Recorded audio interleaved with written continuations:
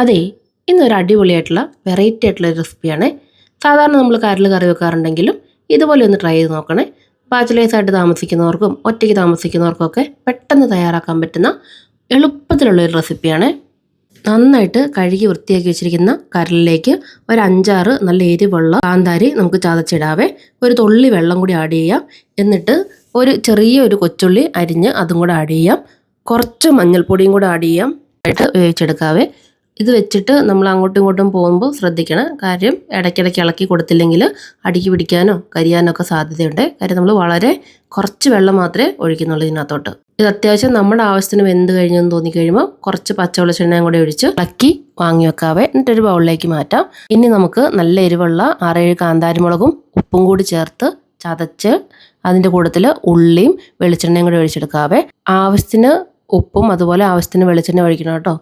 എന്നിട്ട് നമ്മൾ ഈ മുളക് ചമ്മന്തിയും കരലും കൂടെ കൂട്ടി കഴിക്കാൻ അടിപൊളിയാണ്. നമ്മൾ കപ്പയും അതുപോലെ കാച്ചിലും ചേമ്പും ഒക്കെ ഇങ്ങനെ കാന്താരി മുളക് ചമ്മന്തിയും കൂട്ടി ഇഷ്ടം പോലെ കഴിച്ചിട്ടില്ലേ? ഇതൊന്ന് ട്രൈ ചെയ്ത് നോക്കണേ. ഒരു പ്രാവശ്യം ഉണ്ടാക്കി നോക്കിയിട്ട് അഭിപ്രായം പറയണേ.